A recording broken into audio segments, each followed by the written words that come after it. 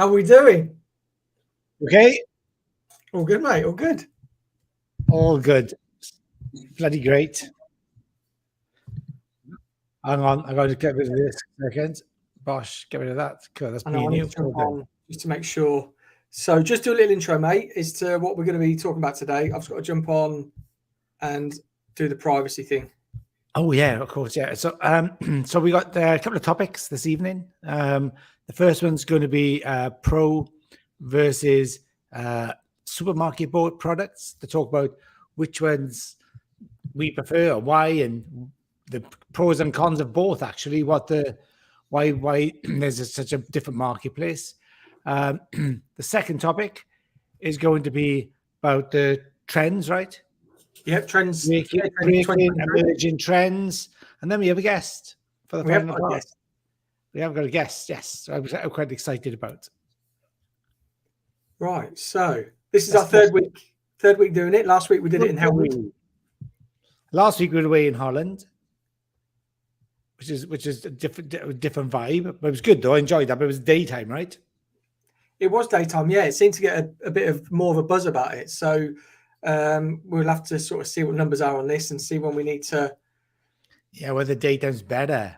Yeah. Was it just daytime on a Monday? Because was it Monday last time we did it? It was Monday, wasn't it? No, it was Tuesday. We did it last week.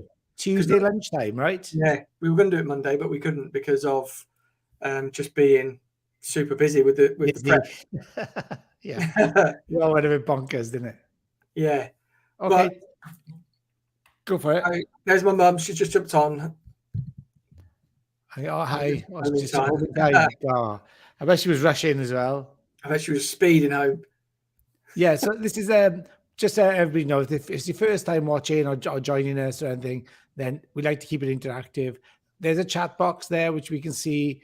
It's on all the platforms, Facebook, Instagram, YouTube, whatever we're streaming from. We're streaming across 3 platforms tonight, right? No, we've got like Facebook personal. We've got our Facebook group. We've got both our YouTubes and we've got Twitter. Right. So there's like 5 platforms at least. Hey Jill, I love the pictures. Hi Jill. So so if you've got, we like to keep it interactive. So if you've got any comments, please add to them because it always adds to the flavor. It's like any great recipe.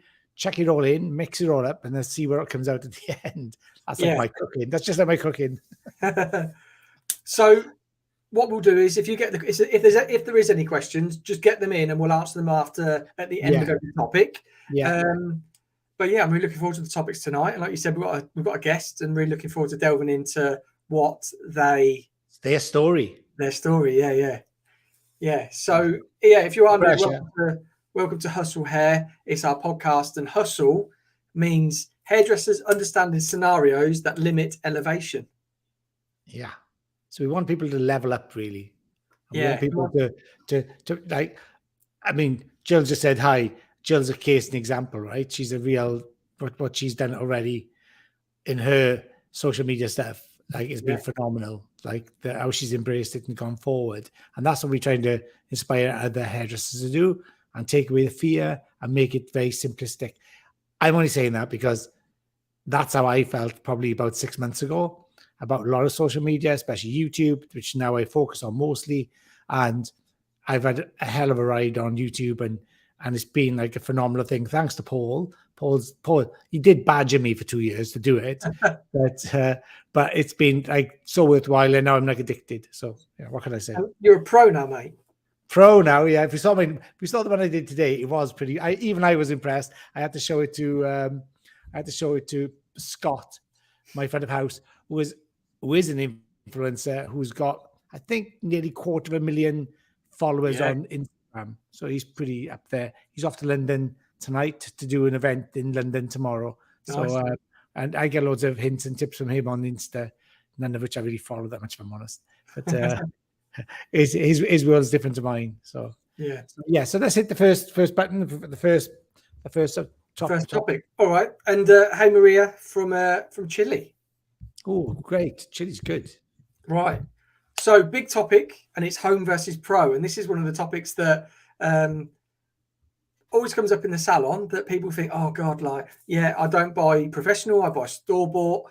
we're not here to slag anything off or to say that's not good, or we're basically here just to get some of your input as to why you like it, but how could we really benefit your hair from more of a prescriptive point of view. Whereas what we all do, like when you buy something from the shop, whether it's a color, shampoo, or anything like that, it's sort of one size fits all. And that's what we really want to touch on tonight. Yeah. So what do you want to start with? Do you want to start with color? Do you want to start with shampoo? Let's start with shampoos and we'll go start through at the beginning. Can always start with a shampoo. Yeah. Yeah. So what's one of the biggest questions you get at your in your salon about professionals at home stuff? Yeah, I suppose like I bring it up. I always like to know what people, especially when you're doing whatever service we do in salon, but I always like to know what people's like home care, aftercare is going to be, because if they are suffering with, say, dry scalp, or they want more volume, or their color fades, and then you start to talk about shampoos as the number one thing to start with, a lot of people are using the wrong one because it's either smells great, the packaging looks good, or the advert told them so. Yeah. And that's where the sort of mind shift I would love to talk to people about. And one of my clients in particular that always bring this story up, she was forever, I've been doing her hair for over a decade, and she was always like, no, you're just a salesman sort of thing with shampoo. And it wasn't until she got some, even now, she's like, I just can't believe the difference, Paul. She's true believer in why professional shampoo is there. Yeah. And it doesn't mean that the supermarket shampoos are really poor. I mean, they do a good job. They certainly are. They do have a lot of the technology they say in them, but not in great quantities. Yeah. But it's just that it comes out to pricing mostly, right? So why like generally a professional shampoo is more expensive than a shop bought shampoo, right? That's always the biggest question I get. It's why is this so expensive? 3 times more expensive or whatever. And it's basically the technology is like, if in a like, for instance, if you have a certain ingredient, let's say it's like babasu oil, which is like a moisturizing oil, right? And it's in one in the supermarket and it was one in the salon. They both do a great job, or jojoba oils or something, which are moisturizing, replenishing. The supermarket one will have it in there, but it'll have it on a really small quantity. I don't know what the percentage, but let's give it say it's like 20%.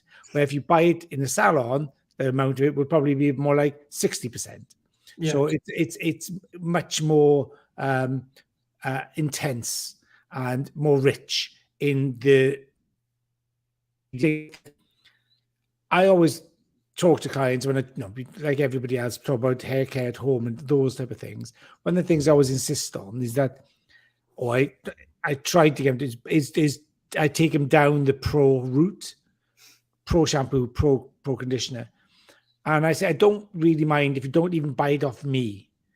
Buy a pro shampoo. If it's not my brand, buy another brand, but make sure it's a pro salon one.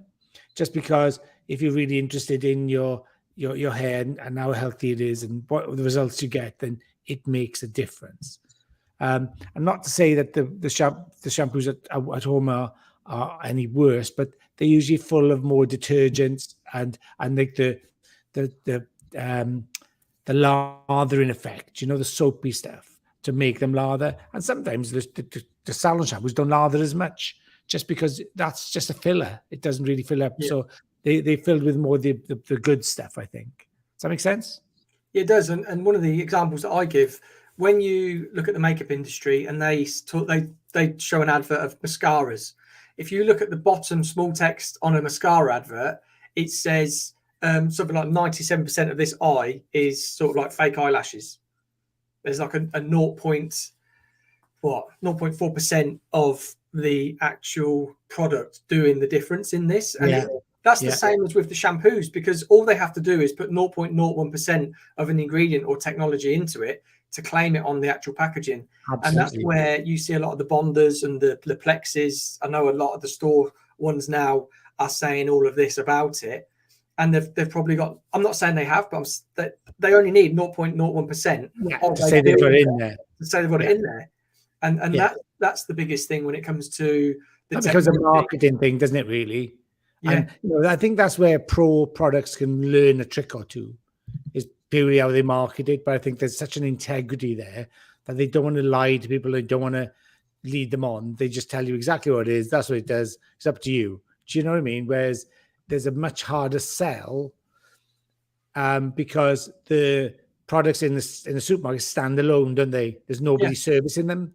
No. So you basically browse, and most people do the smell test and they flip the label and go, "Oh, well, that smells good. I'll have it." Yeah, that must be great. It must be great because it smells good. Yeah. Do you know what I mean? So I think that's not really a scientific test, and I think that the stuff in this that we use is kind of like, I advocate all professional brands, no matter what they are. I would never. They're all really good, and they all depends on what you want from a brand. Yeah, I suppose. It is. But where do you stand with color then? Home color, and that's a different thing altogether. It is, and I did a test. I did a video to see. Yeah, I remember. Tell us about that. Tell us about specifically. Well, I just picked up when I have clients come into the salon that color their own hair, they always seem to use that easy and nice one, and and I always ask them why, and they say because it's easy and nice. And I'm like, oh, okay, so I'm going to buy easy and nice, and I'm going to use my trusted my trusted Joico, and I just picked up a blonde mannequin to act as if it was like high level grey as such, or removed as much melanin as possible to try and get coverage. And I bought an easy and nice 5N, and I had a 5N Joico Lumishine Permanent, and I just wanted to mix them both, and I put half and half on one side. What we'll start off with the store-bought ones, the shop-bought ones, they're one size fits all. So they're trying to cater to the masses. Whoever picks it up, they could be blonde, they could be red, they could be brown, they could be grey. They've put so much pigment in there, and things to. Nobody really wants warm hair. That's one of the things that when you go into the salon, people just, I don't want warmth. So they pack it with so much green and blue. And that's the first thing I noticed. When it came to the formulation of Joico, we've got all of our primaries in there to make sure we get a real nice, neutral, natural colour. When the box dye was on the hair, you could already see this sort of like oxidization of like green. And I thought, oh, that might just be in there because it's a 5N. They want to be working through like reds and oranges. And then when I took it off, it was like a real khaki brown. There was no pre-fill in there. And I know there's no pre-fill in Lumishine Permanent Cream, but there's just much more of a consistent formulation. It's a more of a balanced formulation, isn't it, really? Yeah. And like you said, when you say that one size fits all, it's basically that, like we just did this last week, for instance. We did a seminar in Holland. We had a blonde which we wanted to get to a certain, like a milkshakey, a vanilla milkshake blonde, right? Yeah. So we did a test strand. Do you remember? Yeah. And like we had the option of two different toners from two different of the Joico families, and like it was obvious within 5 minutes which one we were going to go with, right? Yeah. One was more violety, one was like bang on. So we went with the one that was bang on, obviously. It worked like a treat. But so as a professional, we still take a test strand, for instance, and we'll measure the color and the results on a test strand. If we're uncertain, no, we are professionals. We work a color every day, multiple times a day, thousands times a month. You're doing different, at least like probably do 500,000 formulations a month, right? Yeah. And yet we can still be unsure about the end result. So a client who doesn't have that type of knowledge, they want to see a result. They don't care how they get it. They don't care what it's done. So like you say, great 5N, like is a light brown to us, right? A 5N. So a natural light brown. That's what most people are in this country, like a base 5 to base 6, like a light brown to a dark blonde.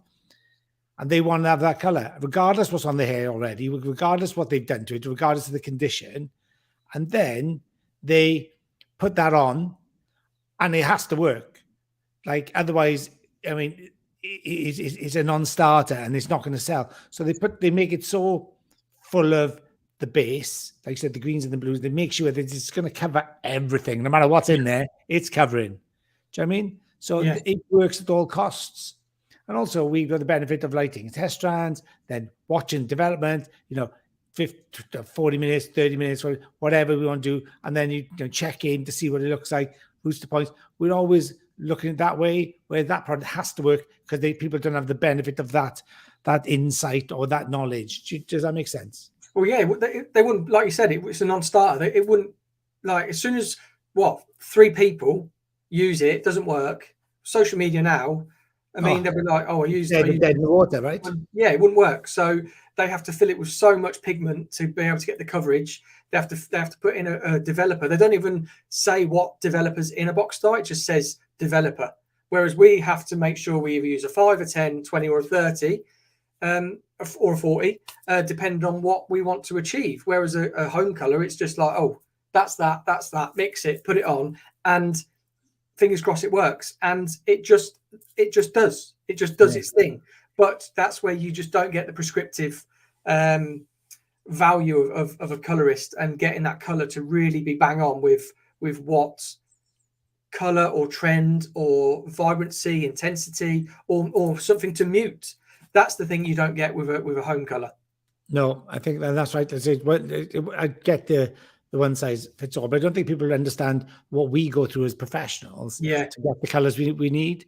And that's what you pay for, really. And then, like, you could buy, and if they were that good,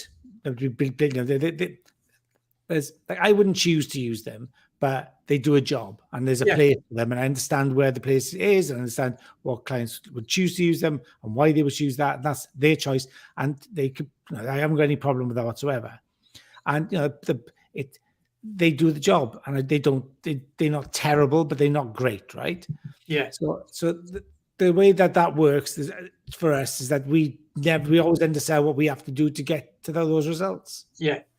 And I think that's where we kind of, like, we always seem to justify, oh, you have to do this. But again, if it was that good, the product, it costs like $5.50 or something. Oh, we'd be using it. I'd be using the salon. Yeah. Because the colors that we'd be using in the salon are way more expensive than that. Yeah. So if they were that good and they worked and they did the job they said they did in the way that we would want them to work, then there's a no-brainer. I'd buy it. Yeah. I'd buy, Easy and Nice, and they'd be all over my shelves, and I'd stock the whole range. Yeah. And I'd kind of become that salon, make it like, but our colors are so prescriptive and bespoke to that individual client, and it kind of like, the training, like we went on the beginning of the year, we had a color seminar, right? And there was so much information, stuff that I'd learned years ago, I'd forgotten about, like, oh my God, yeah, that's so important. That's so important. And, those type of things, like, are invaluable, and clients don't get that, or customers in the shop don't get that type of, experience. So there's a place for them for home products, but I don't ever recommend, that you can't, I don't think you can ever compare the two. It's like comparing apples with oranges. They're just two different things, really. Do you know what I think? Yeah. Yeah. And just touching on that topic, I mean, if there's anybody that wants to sort of chip in with a comment, we're going to go to comments now, and before we jump on to the next topic. Yeah. But I've just seen Jill. Obviously, Jill is like us. She's a Joico artist. She's got a YouTube channel as well. It's just there. If you want to go and subscribe, click on it. But I think salon products are more prescriptive, especially Joico. And the especially Joico part is we have different ranges, and in particular Vero. So it's a true tone color. So there's no base in it. You have to make the base. And by formulating a color that's completely bespoke to you, that's what makes Joico different from the rest. Yeah. I think Vero is like super special. Yeah. Unfortunately, it's become like almost its own worst enemy. I think, actually, I'm going to go off the subject a little bit, but it's worse because it is so prescriptive, and you have to be so knowledgeable to work with it and get to be effective. But if you understand, like, the color wheel, if you understand how the color wheel works, and how color works, like how you cancel tone and how you change different colors, there's nothing like it. It's unreal. And what an advantage to have that in your salon, because if you start using on your clients and you've given them an absolutely prescriptive, bespoke, only for them formulation, they can't get that anywhere else. If they love it, they can't get it anywhere else. So they're never going to go anywhere else because whatever somebody puts on isn't going to compare with what you've done. If they really love it. So I think that is a game changer for me. And like I'd gone away from it to the pre-blended colors, already in tubes already done. And then after January, I've now come right back to Vero. I absolutely adore it. I think, and the condition is incredible. It is, and it's something that like we don't shout enough about. And I think this coming year, going forward, I think obviously we're going to be doing a lot more social stuff with Joico, and I'm getting really excited about what we've got actually coming. So, oh my god, there's so much coming this year. Right, should we go to the next topic? Yes, go for it. So next topic is Hair Trends 2023, something which is massive, big search, big keyword, and what clients are always looking for when they come into the salon. They no doubt bring pictures, and it's something of a conversation where it's like, oh God, yeah, I've got a picture. You don't like this, do you? We absolutely love it. And for us to make it a little bit easier for you why do they think they get to that idea we don't like to have pictures brought in? Where did that start? I think possibly like past experiences with other hairdressers where like, oh God, yeah, another picture. Or it could be just people starting something like a bit of an urban myth sort of thing. Oh, hairdressers don't like pictures. They want to do their own thing and create it for you. Yeah, we still can, but a picture for me gives me an idea of length you don't want to lose, or length you want to lose, or if you want a fringe, if you don't want a fringe. I'm not going to just copy that hair because it potentially won't suit you. Yeah, it's funny. A client came in today, and she had super long hair. She wanted to reshape. I'd never cut her hair before. She was the first time to me, and we were talking long and hard. And I said, like probably midway through it, so have you got any pictures of things you've liked? And she went really. Her whole demeanor went, oh. Yeah. I was like, no, I really like to see them. It'll give me reference to where you're at, what your mind's thinking. And she was like, oh, is that okay? I was like, yeah. Like, show me what you've got. Because I've got stuff as well. I'll show you. And if you show me yours, I'll show you what I've got. And we'll see where we can match them up, So we're both on the same page. But she like, her whole demeanor changed. I said, have you got any pictures? It was like, oh yeah, I'm guilty. Yes, I'm guilty. I've got pictures. And that was crazy. I thought, oh my God, no, this really going to help me because, some people can't articulate what they want, or we talk a different language as hairdressers to a client. And sometimes I use too much jargon, or maybe I'm not making myself clear. But when I see a picture, there's like, right, now I can do this. This is where I can go. This is what I like about this. Yeah. What if we do this instead? What if I add this to it? Like today, the picture showed me, I said, well, what if we put fringe in? And she was uncertain. I cut the hair and I said, I'm going to leave it till the very end to put the fringe in for you. Give you that choice. And at the end, she chose to go with the fringe, which I really was delighted with. I wanted to go in with this sort of curtain bang. And we did it. And she was like, oh my God, like I never thought I could look like this. And I was like magic, you know what I mean? Those other things. Yeah. So that was really big. With the show that we did, like we had like beautiful models, but we still had reference points. We still had pictures where they wanted to know what we were sort of thinking, and we wanted to see where they could go, because being models, they've probably got a show the next day, or they've got something the next week, and we have to be very mindful of if we are going to shape it up. We have to be mindful hairdressers, right? We do, yeah. Mindful hairdressers, yeah. No plug intended. But yeah, that's it with hair trends and pictures bringing into the salon. But do you want to grab a hair trend? What have you got? A couple of things actually. There's I think that the curtain bang is still going to be massive. Yeah, it was big in 2022. It's going to be equally as big. In fact, we did it last week in part of the seminar. We built a whole color reference around it, didn't we? You went with bangage, which I loved. It was like that really curtain bang, really emphasized with color, face framing, and we used the color to do that as well. So it was a nice bangage color. And like I think colors as shapes are softening. See more C shapes, U shapes instead of the heavy V shapes we were seeing in 2022. on trend, and I think that they're the things you're going to start seeing, like a more softer, rounder feel in the shape at the front and at the back. So instead of being so V, it'll be more of a U shape. At the front, instead of a V shape through there, it's going to be a softer, more of a C shape to the front. So they're the things. And the hair's going to move a lot more, I think, this year. We've got movable hair. So you're going to see a lot more of internal hidden layers. So disconnection and stuff where you'll have hair moving in like a short layer underneath, which is going to let the hair on top move more. So we'll see a lot of that type of thing. And the one big thing that I've seen it come up quite a bit now is the return of the Rachel haircut. Where do you stand on the return of the Rachel? Well, I love it. I mean, it's been coming for a while, hasn't it? With, say, the wolf, well, with the shag, should we say, then the wolf cut, and then the butterfly cut, and then it's just a natural progression into back into that sort of face framing. Really, I think it's going to be quite heavy, but I don't think we're going to layer it the same way with that kind of like that box layer type of thing. It's going to be softer. Yeah, you know, you can get the same Rachel influence rather than a recreation. I think. Yeah, moving on from the 90s, whatever, you know. Yeah. So the wolf cut, that's been big. Butterfly haircut, they've been big. I think you're going to see haircuts collide. So you're going to see like a butterfly haircut and a wolf cut come together, or you're going to see where do you stand on naming haircuts? It's a big thing at the minute. Hairdressers are sort of saying, "Oh, this is ridiculous." Over on Facebook, people are saying, "Oh God, another name." I really like it. It brings them bang up to like today. I know a wolf cut is a shag, and I know a butterfly haircut is probably like a long grad, long form graduation, yeah. But I just love the way that people are branding, and when we do our shows, we brand every look, and we give it a name because it's not new.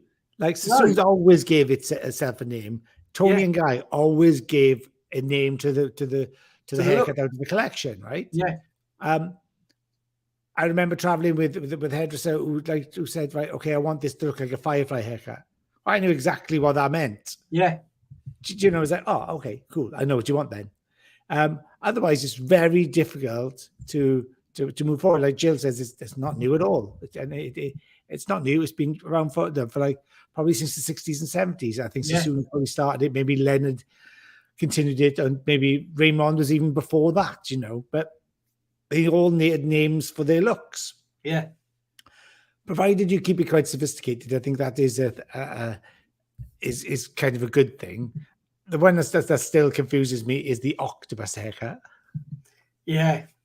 So I'm kind of like, octopus, what the heck's that octopus haircut? But it's kind of like where the wolf cut and the mullet collide, and you know you have this extended, more longer, you know, tenderly disconnected mullety come wolf cut. Do you know what I mean? Yeah.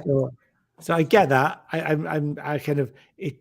I think that's the only name I'm really I struggle with, the octopus haircut. But I quite like the shag. I quite like the butterfly haircut. I love it. Gives you reference, Paul, doesn't it? It does, and everybody knows it. Jill, the wedge. Yeah. Yes, the wedge is massive. Do you remember the wedge? What, the Trevor Sorby wedge? She's now gone about Kajagoogoo. I won't even go to Dick the band. You don't even know who Kajagoogoo is, do you? I do, yeah. Shut up. I've heard of them. What was the name of the lead singer? I don't know, but they're on Radio 4 a couple of years ago. Lamal. Lamal was the singer.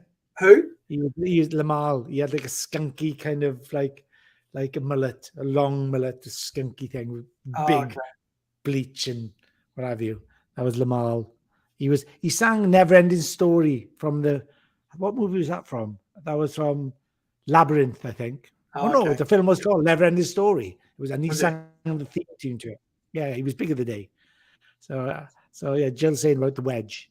Yeah, wedge. Yeah. Yes. I think Trevor Sorby became known for his wedges. Yeah. That's not a shoe. It was definitely no. I remember the haircut. Yeah, I remember seeing it in a book. I think it was in an old dusty book somewhere. No, I'm joking. Oh, what? An old dusty book? You got such a cheek. No, I've got Trevor Sorby's book, and yeah, and when I was like with our next. You must put the Purdy haircut. You must put the Purdy haircut. Yeah. You know, you don't know where a Purdy is. Well, no, I don't know what a Purdy looks like. Yes, nice, Susie. Susie's come good. See, there was a program called the New Avengers. Well, it was the Avengers originally, and the New Avengers was the new series, which I think was like a spin-off from 10 years later from the original. Yeah. And the Purdy haircut was named after Joanna Lumley, who was the presenter, who was on Absolutely Fabulous and all that. She had this haircut, was like basically is like a long wedgie kind of page boy haircut. Oh, okay. And it was called, and her name in this program was called She Was Purdy. So everybody called it the Purdy haircut. She was like the action girl back up to Mr. Steed, who was the guy who was the superstar kind of crime fighting champion, you know. And what was his name? Something Steele. Steed, no, something Steed, his name was. And she was his sidekick, Purdy. She did all the kung fu and stuff. Okay. Now Joanna Lumley was brilliant. Amazing. Well, there we go, a history lesson. History lesson, I know. Can't help it. So with hair trends as well, colour trends, something that I've noticed, and something I've been doing for a while, but it's like apricot blondes. Right, okay. So when Joico Lumishine discontinued 10NC, that was like 10NC with a little bit of 10V, tiny bit. That was my go-to sort of apricot blonde, and it discontinued. Yeah. So then other formulations have come in, Vero, but also with Lumishine. And then the thing that's been about for seems like forever as well, like balayage, is money pieces. So like money pieces, the hard raw money pieces I think are going to go. I think people are going to be maybe going more global color through the back, but then they still want a bit of reflect. They still want something a bit different, but nothing too hard and heavy. So like a money piece, but sort of smudged at the root. So smudged roots are still going to be a thing, but I just think taking off that sort of hardness of regrowth, again, low maintenance. It's all about maintenance now, isn't it? Yeah. Like clients are stretching those visits a bit longer. So, but you know, there's another topic. But yeah, so the smudge pieces and the kind of, I'm even encouraging my wife to do the same thing. Yeah. Otherwise, it's a lot of work for me all the time. So try to get it out, go a little bit longer, have less maintenance on it. So that's cool. It's noticeable in fashion houses at the moment. Like last season, there was a lot of big fuchsia pinks and stuff. Yeah. And now they become those. It's the same sort of palette, but it's going more pastel-y. But the things to stay are black are really big this season in fashion, and also cobalt blue. Yeah. And I think those things they will come into hair as well. You know how we look at the tonal aspects of what's going to be the big bold things will be I think when like at the moment when since cobalt blue is a big statement color, black is always amazing as a fashion accessory because it never goes out of fashion, right? So and I think that hair will become the same. So I think bobs are going to be big as well, but short bobs like the French bob. Yeah.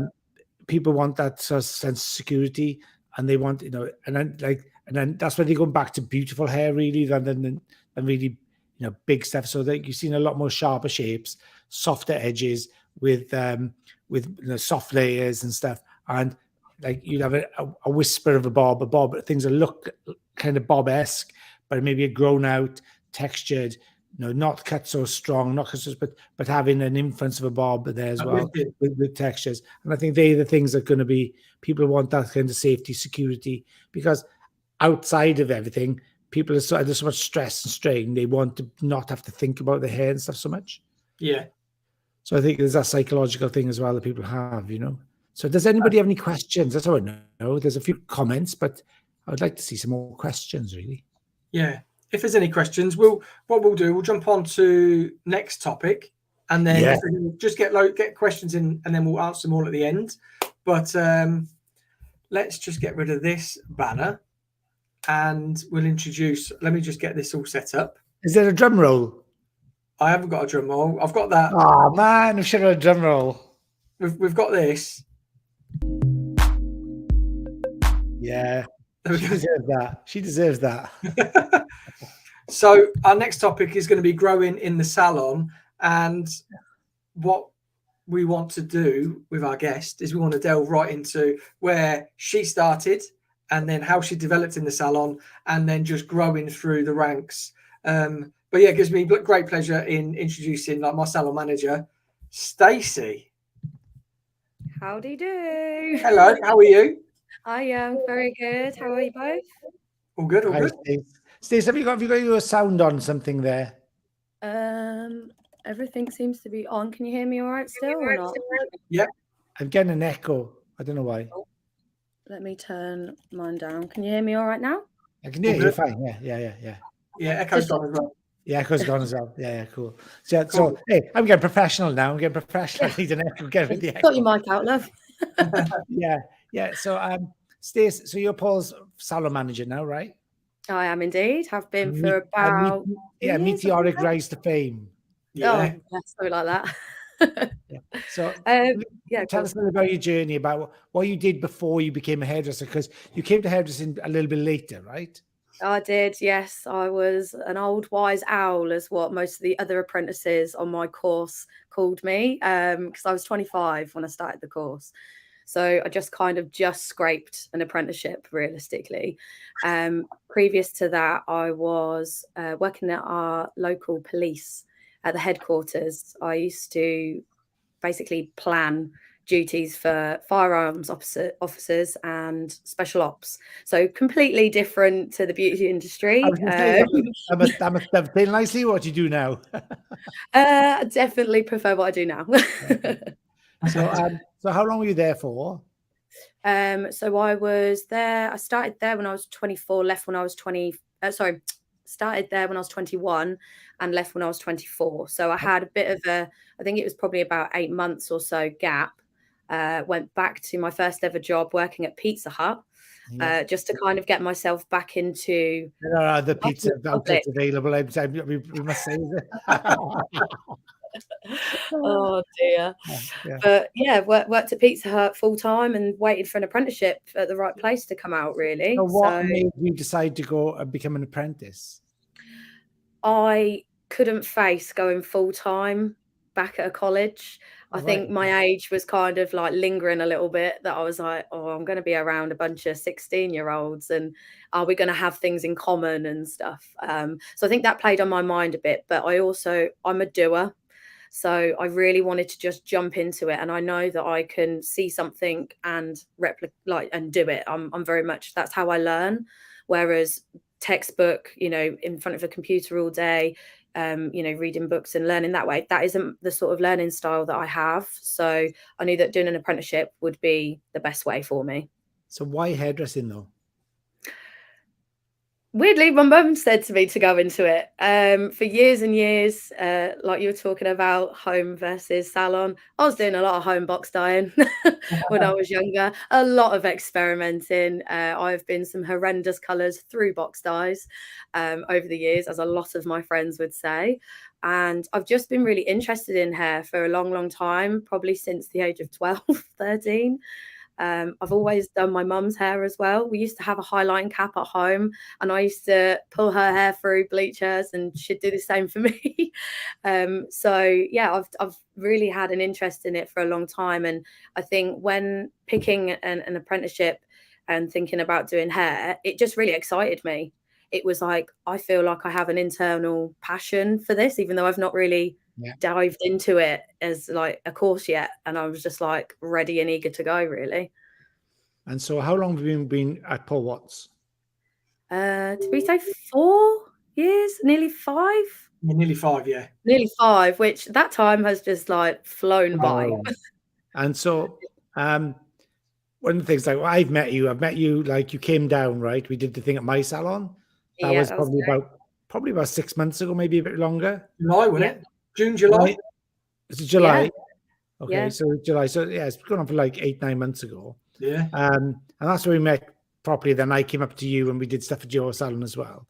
Yeah. And like you obviously had a passion for it. And you like, it was obvious if you show you something once, I always said, I'll show her this once, and you just did it straight off. Like there's no fuss, nothing. You just get on with it and you learn it and do it well. But one of those things that your motivation when you became work in a salon, what was your driver? Did you always want to become a salon manager, or did you want to just become the best like stylist? What was your plan? Did you have one? Well, right at the start, I kind of didn't. I've never really thought about like show work or anything like that. Probably a lot of sort of self-doubt in my own ability is definitely always been there. But I've had a lot of support from Paul, and he's like shown me that I can do certain things, or I do certain things well. And I think when I was asked to be salon manager, I think I was still an apprentice. Yeah. And that spoke volumes to me, to be honest, because even though in my previous job I was a supervisor, so I know I can, go up the ranks. I wasn't sort of afraid to do that. But I think by still being an apprentice and then being asked to be a salon manager, he kind of said it's not about the hairdressing as such, but it's about the qualities that you have to become a manager in itself, which 100%. for me was like amazing, because I was like, oh, okay, great. I have like different pockets of things that I'm good at, which is great. So for me, it was just more about, I want to collect different pockets of skills and then just sort of use that to sort of level up each year, basically. So I wouldn't quite say I had a plan as such. It's just more little tiny bits of knowledge that I want to gather along the way to hopefully then encourage myself to think I am better than I am. Yeah, okay. So what were the obstacles you faced? What do you think what were the biggest obstacles, and what really kind of did you have any setbacks, and what did they look like? Oh God, yeah. So when I was I went to college one day a week, and then the rest of the time I was in the salon. When I got to college, they said that obviously you have to have maths and English. And I had my English, but for maths, I got a D 3 times at my GCSE. So I did it 3 times at school. And that just nearly tipped me over the edge. If I'm quite honest with you, I had this mad panic that, right, if I'm not going to get this, I'm not going to pass. I'm not going to be able to, get a qualification. And that, honestly, that really hit me hard. And my mum had to be my big support and be like, pull yourself together, woman. Like, if you want to do this, so you're going to smash it and you're going to get it. No, I'm not going to do it. Like, I was in turmoil. That was the one thing that I hated. But I sort of give myself a little bit of a slap and was like, right, come on. This is what you really need, and this is what you want. You have a passion for it. Don't let it stop you. So I just had to work with the teachers really well, just to say I need to learn it in a way that is with the subject that I'm doing. And that helped massively. So I had really good support from them. So yeah, that enabled me to progress and be like, right, if I can pass my maths, I can do anything. So you mentioned just a bit earlier that you sometimes have a bit of self-doubt and things, and you of be hard on yourself.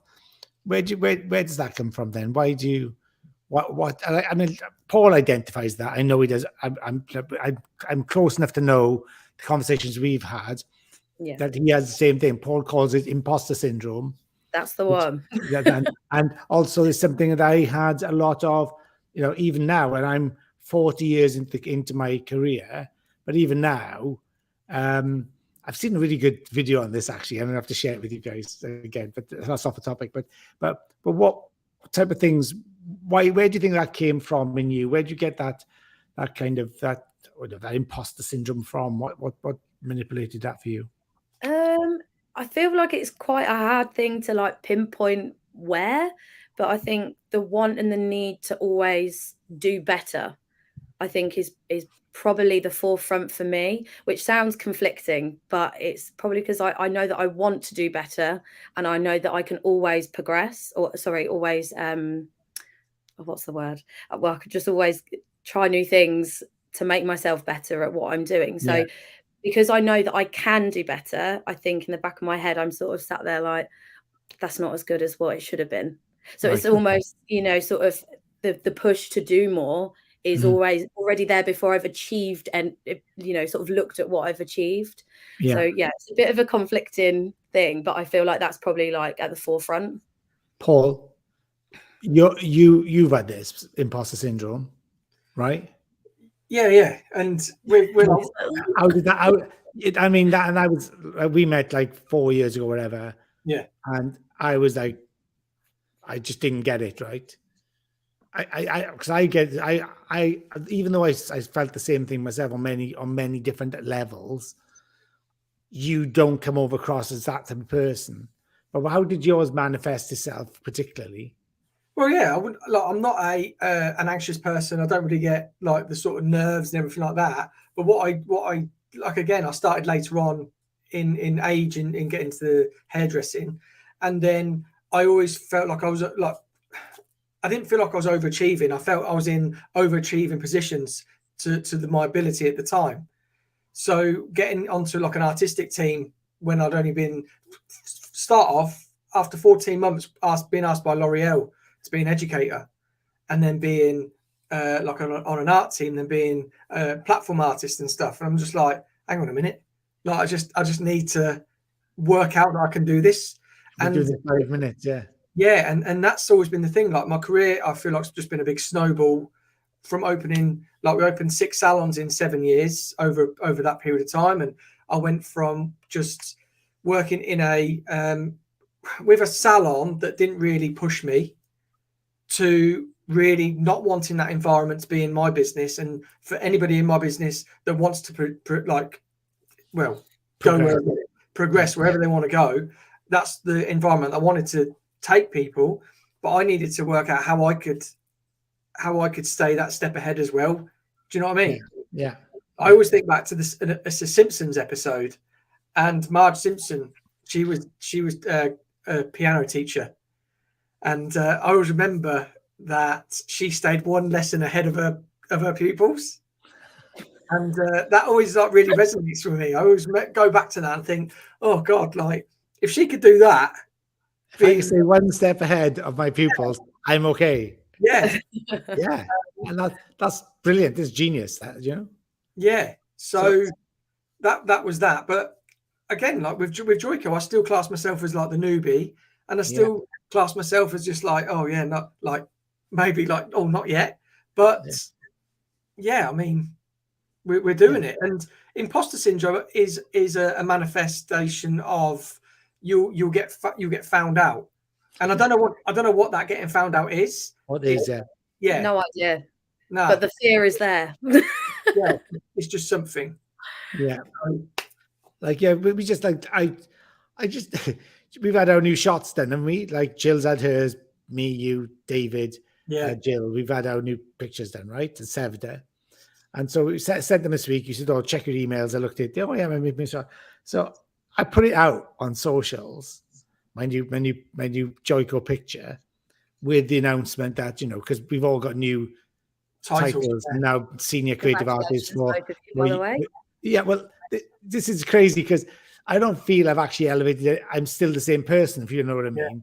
So I put it out the same. Introducing, you know, senior creative artist for Joico Europe, Middle East and Africa, right? And just said thank you to everybody who's been involved. Thank you to everybody who supported me along the way, and I'm really grateful. And I generally am grateful. I got too many people, cast of thousands of people to thank, right? And then my Insta, my Facebook just lit up with so many people. Congratulations, this and I'm like, I feel like I'm a bit of a fraud because I'm doing the same thing. Do you know what I mean? And actually, it's even that has taken me to acknowledge the congratulations.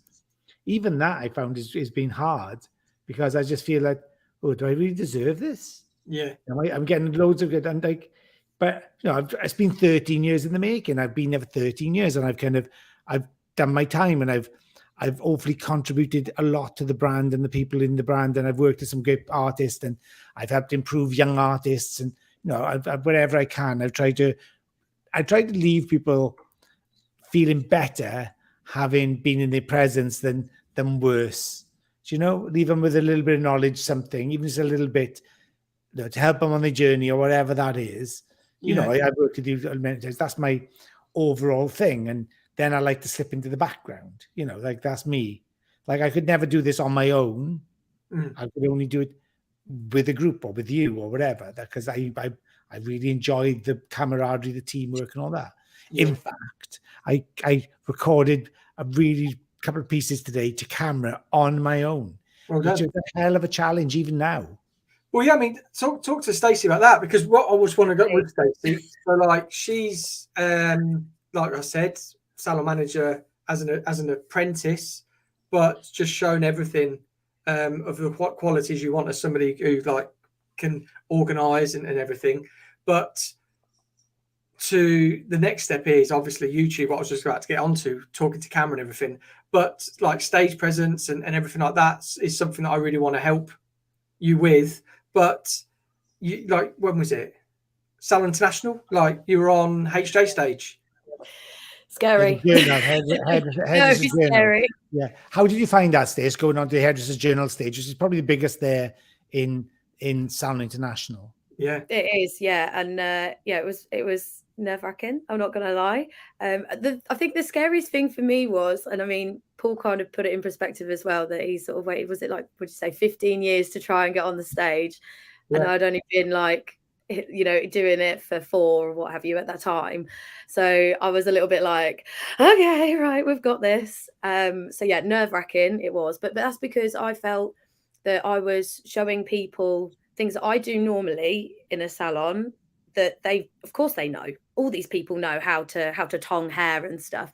But then, like, as you're actually going around and stuff and listening to conversations, you find that that's not the case. Like there could be someone that has been hairdressing for 20-25 years in, you know, maybe a small town or something that doesn't get a lot of new clients in that want new different things. They're very much, you know, shorter haircuts and perms or what have you. Not that there's anything wrong with that, but it's the case that they're not leveling up, so they don't know different techniques. And that's what I kind of gained from being on stage, was that it doesn't matter what level that I'm at, I've been given the opportunity and just need to kind of run with it, really. But yeah, nerve-wracking it was. Yeah. It was funny because I just on the radio today, there was an interview with some guy, Luke somebody or other, who Ed Sheeran called out of the audience to play a duet with him last night.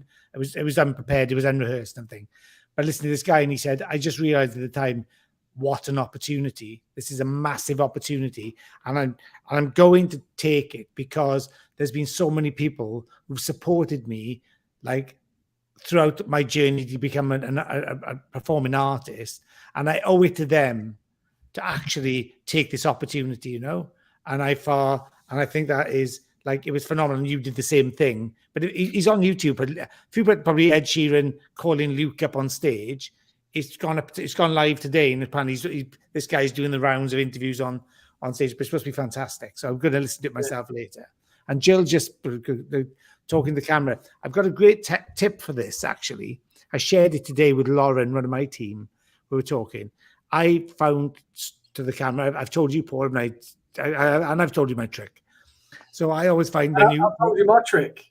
Oh, yeah, when you talk to camera, and you're the picture of my wife, but when you talk to camera and you're looking at yourself on the screen, it's very, very distracting.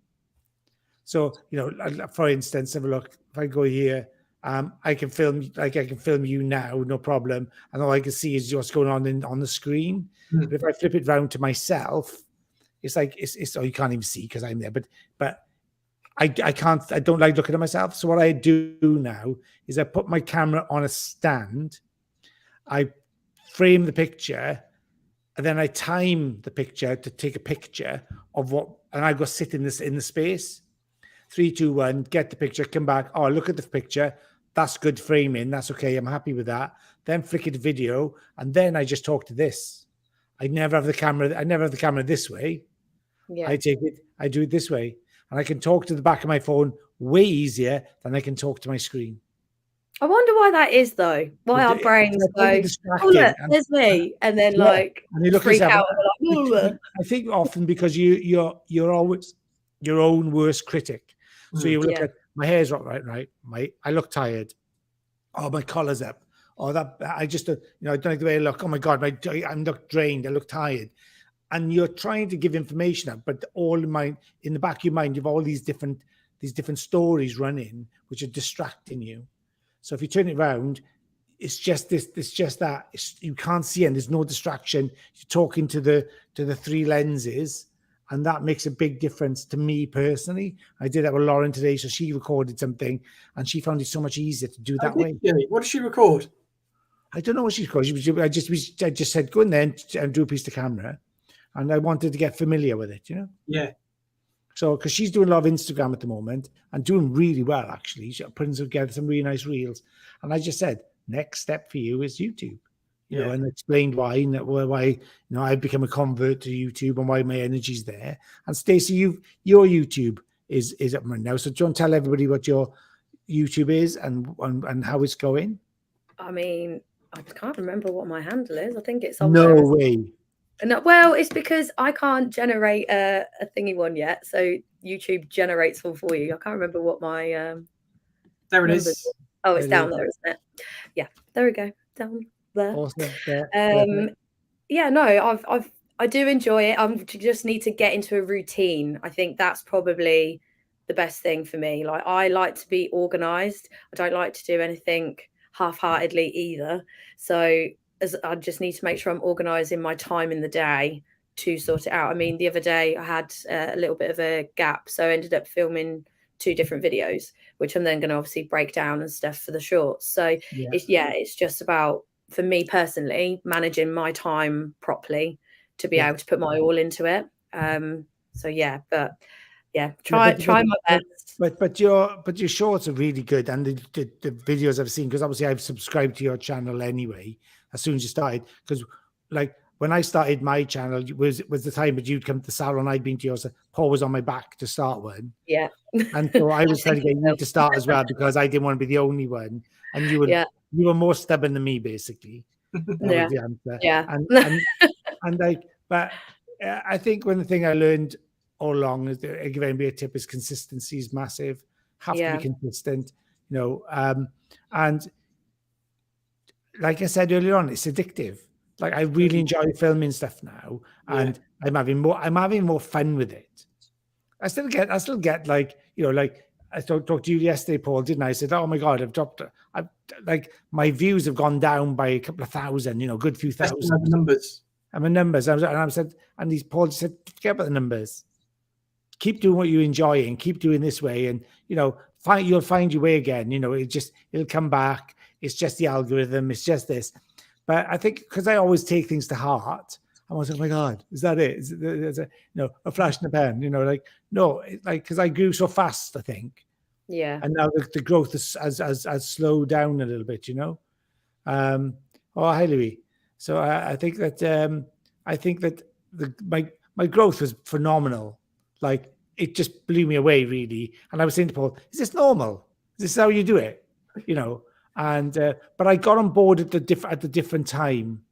When I got on board with YouTube, shorts weren't monetized, but they were going to be. But they announced that like 3 or 4 months before they planned to monetize shorts. So Paul just said, look, get on shorts. That's where you need to go right now and concentrate on shorts. So all I did was shorts for like a while, and they worked.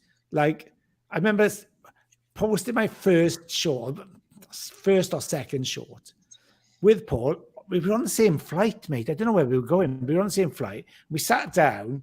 I literally posted in the lounge, got on board the plane, got in, I just strapped in, put my seatbelt on, chatted, opened my phone up. 30 minutes later, I looked at my phone and it was like 5,000 views. Yeah. And do you remember that? Yeah, and yeah. You looked at me, he's like, what? And I was like, what? What's going on? And yeah, it was. And it was like, I was like, you are kidding me. Like 5,400 views, I think, in 30 minutes. And even Paul was shocked, like, what? And then when we looked at YouTube, my video was on the shelf, you know, like on the main thing. I was like, oh my God, like, is this what it's about? And then I still didn't know what it was. And again, I had guidance then from Paul, but do this, do that, and I follow that up with this and follow this up, you know, and all the tools. I mean, I just take on board the things I can do, learn that bit, and then when I'm ready, I'll go on to the next bit. Yeah. I don't try and learn it all at once. Yeah. Like I've now started my editing, and I edit different. I do overlays, which I've never done before, voiceovers, changing the transitions, all that type of stuff. Even I'm okay on a phone, but on a PC, I'm not so good. But now I explained. You showed me last week. We did it together, and now I'm like, oh, okay, right. So I went back through it, Paul. So what I need to do today is like do this, press that button, go there, and then just drag it across. Right? Yeah, that's all you need to do. Yeah. Got it. Like, and once it's in, and I just need to do it a couple of times. I don't know if you find the same thing with your channel the way you're growing, but your videos are really slick. Thanks. I'm just, I think going back to sort of wanting to like master things as well. It's that I don't want to do something rubbish. So like, again, I'm going to be my own worst critic and be like, right, no, start that over again. But really, I think because it is so small at the moment, I think I just need to get that out of my head and just I think it's right because in time. Do you know what I mean? I think what you say about perfectionism, Paul, it kind of destroys creativity or something. Yeah. Mm. So perfectionism destroys creativity. And I think that what I replaced that with was a mantra which I used, is that progress is better than perfection. Mm. And I like that. Look for progress, not perfection. So if you've done a video, or you've done a to camera, or you've done a reel or something, is it better than the last time? Or have I added something to that which is more than I added to the last time? Have I layered it up? Then I'm making progress. It's not perfect, but I've got better. Got better than my last one. And that's all you can do really, is look for progress, not perfection, because perfectionism kills creativity. And like Paul said, a great thing to me was go on your phone, load up some videos with it when you got time. Don't even worry what they are. Then play with them. Just fiddle around, find out what all the buttons are for, find out what this does, what that does, work with that. And I did that like one weekend, about 2 weeks ago. And I just played around with the video, and I was like, and I learned so much about the apps and the tools I'm using just by doing that, which now lets me do overlay, which now lets me play with the volumes of the sounds I put on. It now lets me do voiceovers and kill the sound when I need to speak. It's all those things that I couldn't do before. Yeah. And then I use a new app for music. And now I know how to get that on my phone and files out my file into that. You're a tech guru now. Yeah, but it's not. But I could show somebody. I think I could show people easily, because I struggled with this so much. So I found the easiest way to do it. I want to make it easy as possible. I don't want to make any hard work.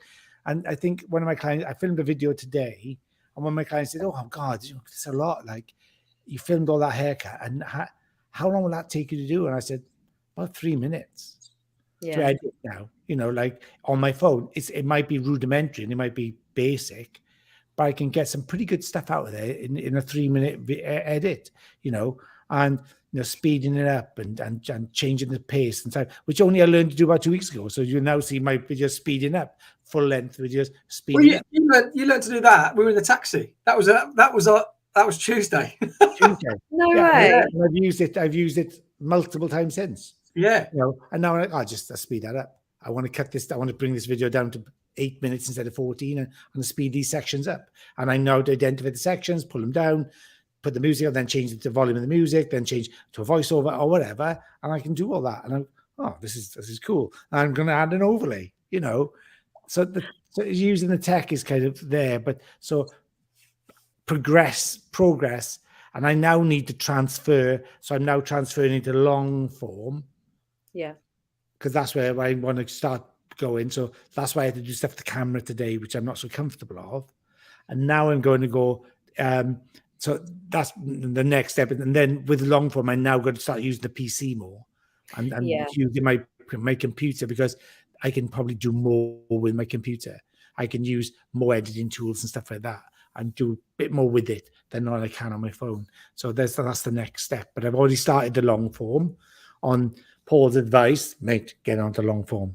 That's what you need to be now. Well, the reason like you started shorts was because YouTube were really pushing shorts, and they're still pushing shorts, but their next big thing, which is going to be over the next sort of like, so all I do now is sit at home and I watch these YouTube experts that predict these trends, or they just break down the biggest things. So when I was telling you guys to get on shorts, there was all these people who were breaking down shorts into how to do whatever, and I was just relaying it to you. And then now the biggest thing that is happening within YouTube is YouTube have seen short form content actually drop off because of TikTok and everything. So now they are going into podcast, because I think there's like 43.5 million YouTube channels, something like that. And then, but there's only 70,000 podcasts, active podcasts. So they've actually created a podcast button, and hence the podcast. So, and all you've got to do is, if you do a talk to camera and you set it to podcasts, YouTube now going to be pushing podcasts. So like that's the next thing to jump on, which is why. Yeah. So not only that, but like before this podcast, also in lockdown, we did create another podcast, right, Paul? Well, we did, yeah, and it was created and born out of boredom, wasn't it? No, but not just that. We wanted to connect with. Yeah, we were both at home. You were in Kettering, I was in Cardiff, and we spoke pretty much every day. We put the world to rights all the time. Yeah, and we wondered what else was going on, because you were kind of in your own bubble. You didn't literally get to speak to anybody. You know, you were divorced from your friends and your friendship groups because you couldn't see them. So we wanted to connect with our friendship groups. So I know, let's do something. Paul said, let's do something. And I said, yeah, okay, we did a couple of Instagram lives, didn't we, first? That's how we started. Yeah. And then we said, how do we invite people on? I mean, it was so funny and because we could only have 2 people on screen at the time. And then so Paul would be on screen talking live, and I would be on his shoulder on a PC. That's the only way I could do it, was dial in on a PC. Do you remember, Paul? Yeah, so we Zoomed each other, and then you were here, and then we were in conversation with whoever. Yeah, I was like a parrot on his shoulder. Yeah. And then he came out after about 4 or 5 episodes of that. He said, "Oh my God, I found this new tool. It let 3 people on." I was StreamYard, right?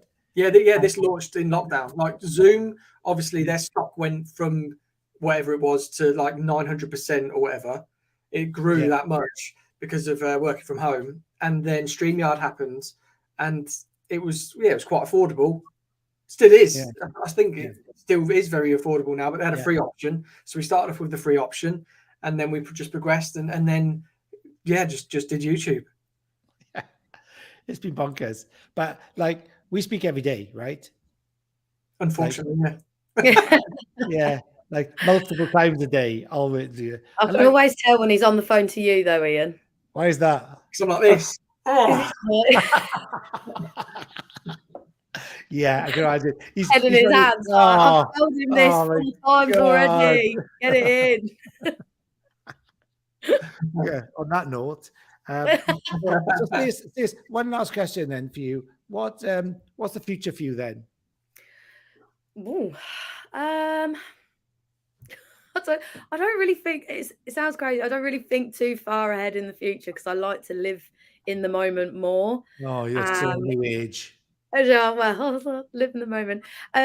Obviously, I'd love my socials to rock it, but that's obviously going to be based on my own efforts, which is my new goal, I suppose, to have more effort in what I actually want. I would say 100%. Yeah, 100%. It's like, hurry up. 100%. So yeah, probably socials is probably my new target of this year, really. In terms of hairdressing in general, just try and level up as much as I can throughout the year. Yes, listen, you've got things that the one thing you've got, I think, over everybody I've ever worked with, I think it's more unusual in the industry now, is that you've got a fantastic attitude you can't train. Yeah, that's good. That's above everything. With your attitude, you'll always succeed because you are willing to break new things and go forward. That is a massive, massive testament to yourself, and you should always remind yourself of that, because there's something you can't train. You can't train somebody's attitude. I can train hairdressers. I can train them how to cut hair, how to color hair, put hair up. All those things are trainable with the skills, but you can't train them the attitude to want to do those things. And I know that you've got that in abundance. And I know ever since I've met you that you have a super bright future. And whatever it is you do and whatever direction you choose to go in, you will be successful. But just be consistent and be patient and just keep on doing your best and keep progressing every day. I'll try my best. Thank you. Very kind words there. Like a true guru. Do you know that then? I read it. I got it written down here. I read it. So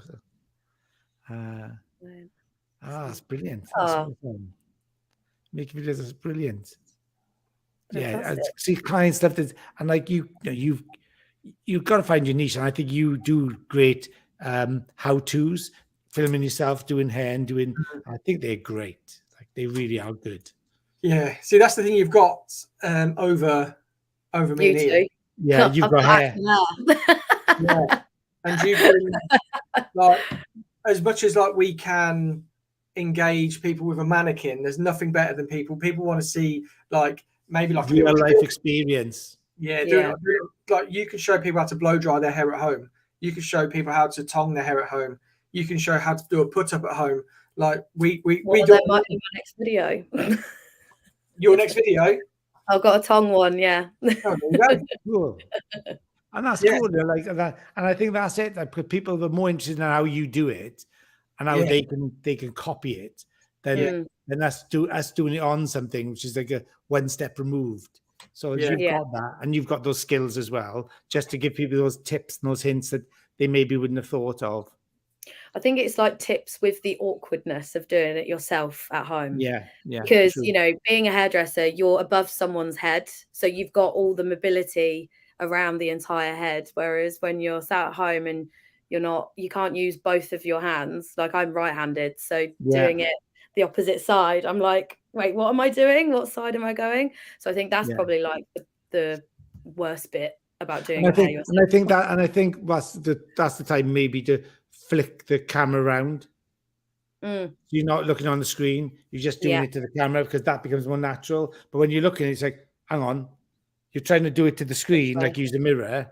Actually, if you had the camera facing the other way, just the camera facing you and looking in the mirror and just did it that way, I'm sure it'd be less distracting and easier for you to do.